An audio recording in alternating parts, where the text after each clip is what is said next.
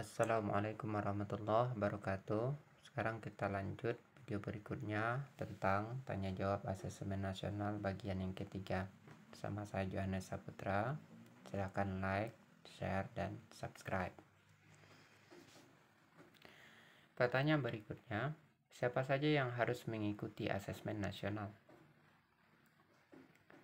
Nah, peserta asesmen nasional itu adalah seluruh satuan pendidikan yang terdiri atas kepala sekolah, seluruh guru, dan murid yang dipilih secara acak dengan stratifikasi sosial ekonomi oleh Kemdikbud. Untuk jenjang SD atau MI, yaitu kelas 5, maksimal 30 murid.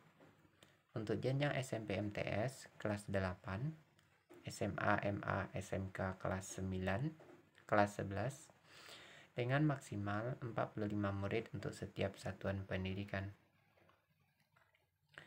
Untuk siswa yang memiliki hambatan intelektual atau hambatan lainnya, sehingga tidak memungkinkan untuk mengerjakan asesmen secara mandiri atau tanpa bantuan, tidak mengikuti asesmen nasional.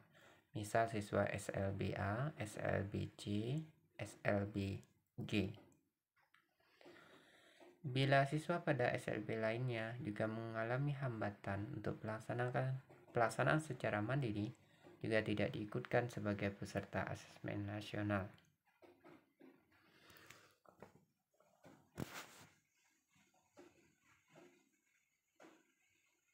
Namun, guru dan kepala sekolah pada sekolah-sekolah tersebut tetap mengikuti asesmen nasional, khususnya pada survei lingkungan belajar. Nah, siapa saja yang mengikuti AKM? Peserta AKM adalah semua murid yang menjadi responden asesmen nasional. Guru maupun kepala sekolah tidak mengerjakan AKM. Jadi yang mengerjakan AKM cuman siswa saja. Apakah asesmen nasional wajib diikuti oleh seluruh satuan pendidikan di seluruh Indonesia? Jawabannya ya, karena asesmen nasional itu dilaksanakan di seluruh sekolah, madrasah, dan satuan pendidikan kesetaraan di wilayah Indonesia. Bolehkah SMP MTS, SMA MA, SMK yang jumlah muridnya kurang dari 45 tidak ikut asesmen nasional? Jawabannya tidak boleh. Karena semua satuan pendidikan wajib mengikuti asesmen nasional. Jika jumlah murid kurang dari 45 orang, artinya semua murid akan menjadi responden. Begitu pula dengan satuan pendidikan jenjang SD atau MI, jika jumlah muridnya kurang dari 30 siswa, maka semua murid akan menjadi responden. Bagaimana penentuan murid yang mengikuti asesmen nasional? Nah, ternyata murid ini akan dipilih secara acak oleh Kemdikbud dengan mempertimbangkan faktor sosial ekonomi. Jadi satuan pendidikan tidak diperkenankan mengganti sampel murid karena dapat mempengaruhi hasil dan tindak lanjut perbaikan pembelajaran. Pertanyaan yang muncul berikutnya, berapa persen batas minimal banyaknya guru yang mengikuti asesmen nasional? Tidak ada batas minimal.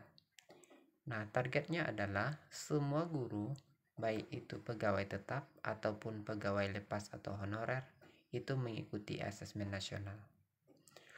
Nah, adapun tujuan survei lingkungan belajar adalah menggali informasi yang dapat mencerminkan kondisi sekolah sesungguhnya, sehingga tingkat partisipasi yang tinggi diharapkan mampu memberikan cerminan yang lebih baik. Pertanyaan berikutnya, bolehkah murid kelas 9 ikut mendaftar AKM untuk menguji kemampuan literasi? Jawabannya tidak boleh. Karena sesuai dengan yang sudah disampaikan tadi, responden AKM itu dipilih secara acak oleh Kemdikbud. Jadi, sasarannya adalah kelas 5, kelas 8, kelas 11. Pertanyaan berikutnya, kapan AKM akan dilaksanakan? Untuk siswa kelas 8, jenjang SMP atau MTS, serta kelas 11 jenjang SMA, MA, dan SMK akan dilaksanakan pada akhir Maret atau pertengahan April 2021. Atau lebih jelas mungkin akan ada pemberitahuan berikutnya dari pihak Kemdikbud. Untuk siswa kelas 5 jenjang SD atau MI direncanakan akan dilaksanakan pada bulan Agustus 2021. Berapa lama waktu pelaksanaan asesmen nasional? Kita lihat pada bagian berikut. Untuk SD atau MI dilaksanakan selama 2 hari. Hari pertama mencakup tes literasi selama 75 menit. Dan survei karakter selama 20 menit. Untuk hari yang kedua dilakukan tes numerasi selama 75 menit dan survei lingkungan belajar selama 20 menit. Untuk tingkat SMP MTS, SMA, SMK atau MA juga dilaksanakan selama 2 hari dengan rincian. Hari pertama dilakukan tes literasi selama 90 menit dan survei karakter selama 30 menit. Pada hari yang kedua dilakukan tes numerasi selama 90 menit dan survei lingkungan belajar selama 30 menit.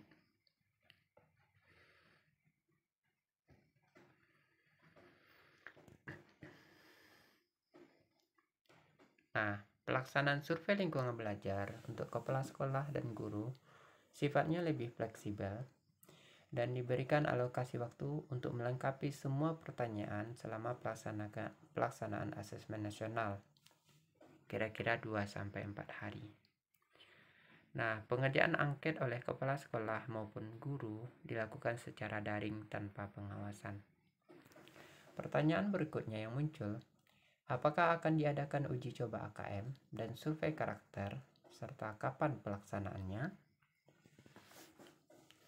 Uji coba akan dilaksanakan 1 bulan sebelum pelaksanaan AKM melalui mekanisme geladi bersih.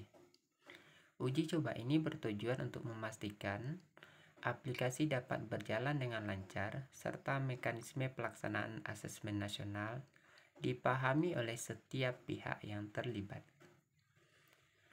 Nah, selain uji coba, Kemdikbud juga akan menyelenggarakan simulasi AKM untuk mengenalkan model soal AKM dan memberi kesempatan kepada murid untuk familiar dengan aplikasi serta ragam soal AKM. Bagaimana teknik pelaksanaan asesmen nasional? Apakah sama dengan UNBK semi daring? Nah, terdapat sejumlah modifikasi pada teknik pelaksanaan asesmen nasional, seperti bentuk soal maupun sistem adaptif. Namun secara umum, tenaga teknis yang mampu melaksanakan UNBK semi daring akan mudah mempelajari sistem pelaksanaan asesmen nasional. Bagaimana aturan pelaksanaan di sekolah, pengawasan, pendataan, pengaturan peserta setiap ruang? Aturan pelaksanaan di sekolah akan dituangkan lebih detail di dalam Prosedur Operasional Standar atau POS Asesmen Nasional. Pertanyaan berikutnya, bagaimana bila terdapat guru yang tidak mengikuti survei lingkungan belajar?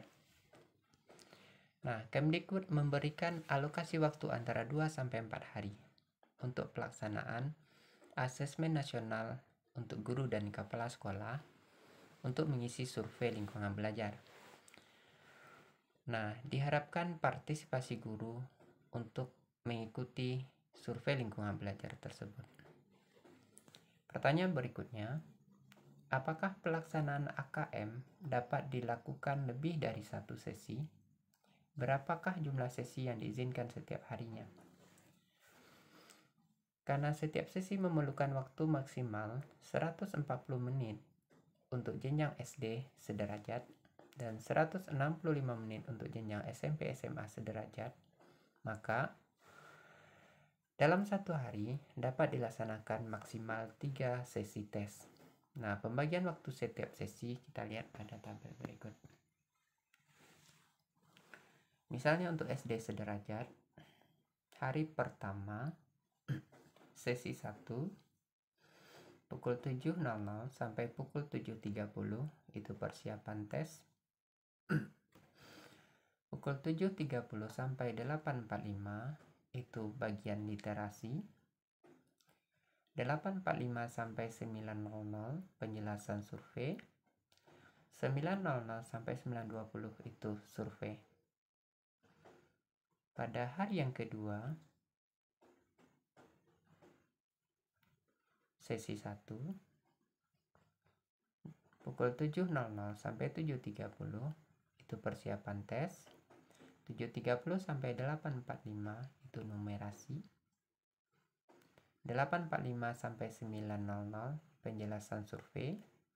9.00 sampai 9.20 itu survei.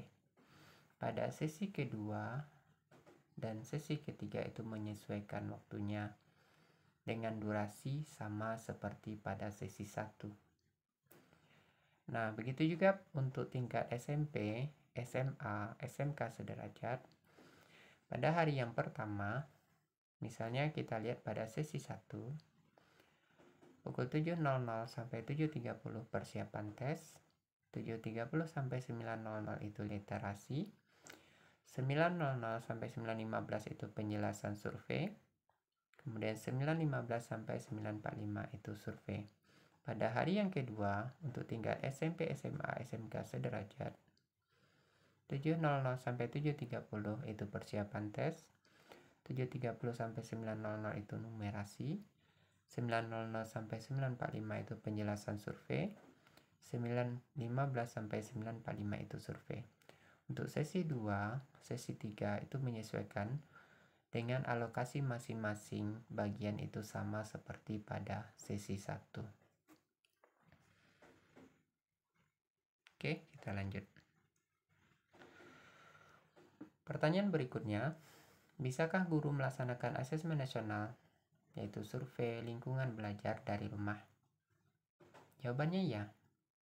Pengerjaan survei lingkungan belajar secara daring dapat dilakukan dari mana saja sepanjang terdapat akses internet.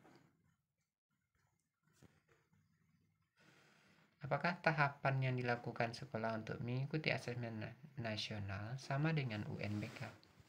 Tidak ya. Meskipun sebagian besar tahapan sama, tetapi proses pendataan di asesmen nasional berbeda dengan UNBK karena ada pemilihan murid serta pendataan responden guru. Pada saat UNBK, ada sekolah yang bergabung dengan sekolah lain. Apakah pada asesmen nasional juga dapat menerapkan hal yang sama? Nah, ketika pelaksanaan asesmen nasional, sekolah dapat menginduk ke sekolah lain yang kondisi infrastrukturnya lebih memadai. Namun, pelaporan hasil akan tetap dipisahkan untuk masing-masing satuan pendidikan. Apakah persiapan untuk mengikuti asesmen nasional sama dengan UN, seperti adanya proktor, teknisi, dan sebagainya? Nah, ternyata mirip seperti pada UNBK yang membutuhkan proktor, teknisi, dan lain sebagainya. Nah, adapun perbedaannya sedikit lebih ke ragam format soal, di mana pada soal asesmen nasional tidak hanya pilihan ganda ada isian, namun ditambahkan dengan format pilihan ganda kompleks, ada menjodohkan, serta uraian. Nah, kemudian pada asesmen nasional juga dibutuhkan proktor dan teknisi yang mana berperan dalam memastikan keberfungsian infrastruktur sekolah serta aplikasi dan dukungan teknis selama pelaksanaan asesmen nasional. Bagaimana pihak sekolah atau madrasah menyiapkan murid untuk menghadapi AKM? Nah, AKM mengukur kompetensi kecakapan hidup yang merupakan hasil belajar murid lintas beragam mata pelajaran. Nah, oleh karena itu, keberhasilan di AKM tidak melalui proses drilling atau latihan soal-soal. Nah, satuan pendidikan diharapkan mewujudkan proses pembelajaran yang mendorong terbangunnya kompetensi serta karakter murid. Untuk mengenalkan murid pada beragam format soal AKM serta aplikasi AKM, maka Kemdikbud akan menyelenggarakan simulasi serta gladi bersih. Nah, diharapkan satuan pendidikan aktif mengikuti simulasi dan gladi bersih sebagai upaya menyiapkan murid menghadapi AKM. Bagaimana cara mengatasi kendala jika sarana pendukung pelaksanaan AKM kurang memadai?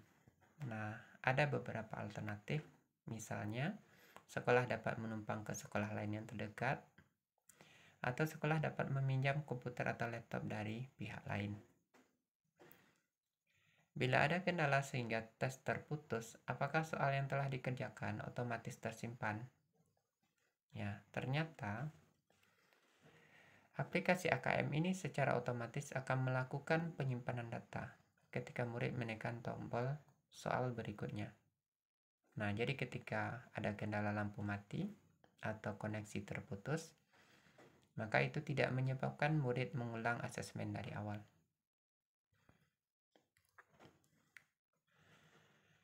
Nah, pertanyaan berikutnya, karena keterbatasan sarana, mungkinkah sekolah mengikuti asesmen nasional secara manual? Tidak ya, karena ragam stimulus serta format soal AKM menuntut cetakan berwarna dengan jumlah halaman yang tidak sedikit. Nah, nanti kita bisa melihat dari contoh-contoh soal AKM. Nah, artinya apa? Untuk asesmen nasional ini lebih fokus kepada tidak memungkinkan untuk mengikutinya secara manual atau berbasis kertas dan pensil. Pertanyaan berikutnya, bagaimana cara AKM memotret kemajuan proses belajar? Nah, laporan AKM akan memberikan potret level kompetensi murid di setiap satuan pendidikan pada literasi membaca dan numerasi. Nah, hasil antar tahun dapat dibandingkan dan dijadikan salah satu indikasi kemajuan proses belajar di setiap satuan pendidikan. Berikutnya, apakah asesmen nasional akan digunakan untuk memeringkatkan sekolah di Indonesia? Nah, asesmen nasional ini hanya sebagai alat refleksi bagi setiap satuan pendidikan untuk melakukan perbaikan. Nah, artinya hasil asesmen nasional ini tidak digunakan untuk memperingkatkan sekolah di Indonesia. Apakah asesmen nasional akan digunakan untuk memeringkatkan sekolah di Indonesia? Tidak ya. Nah, apakah ada nilai atau skor minimal pada AKM? Nah, pada AKM ini hanya melaporkan persentase murid dalam setiap level kompetensi. Nah, diharapkan semua murid ini mencapai level kompetensi cakap atau mahir. Jadi tidak ada skor minimal dalam AKM. Apakah murid yang sama yang pernah mengikuti tes AKM bisa mengulang kembali tes AKM-nya jika nilainya rendah? Nah, sesuai dengan tujuan AKM, itu hanya mengukur kompetensi untuk tingkat satuan pendidikan, maka tidak ada proses pengulangan pada tes AKM ini dengan siswa yang sama.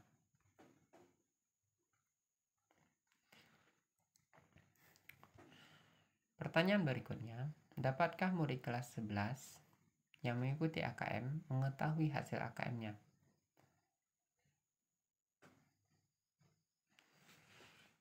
Nah, ternyata setiap guru dapat memetakan kemampuan muridnya menggunakan instrumen AKM kelas. Nah, hasil AKM ini akan melaporkan pada level sekolah, bukan level individu. Jadi artinya apa? Hasil AKM seorang siswa itu tidak bisa dilihat. Yang bisa dilihat cuma hasil AKM untuk level satuan pendidikan. Pertanyaan berikutnya, Bagaimana hasil asesmen nasional dimanfaatkan oleh sekolah? Nah, sekolah diharapkan menjadikan hasil asesmen nasional ini sebagai alat refleksi untuk memperbaiki kualitas pembelajaran dan iklim di satuan pendidikan. Apakah data hasil survei yang diperoleh sekolah berupa gambaran global satu sekolah? Iya. Karena hasil asesmen nasional, baik AKM maupun survei, akan dilaporkan sebagai hasil sekolah dan tidak dilaporkan dalam level individu murid atau guru.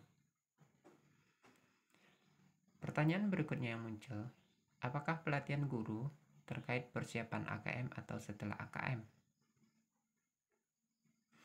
Nah, tidak ada pelatihan guru terkait persiapan AKM.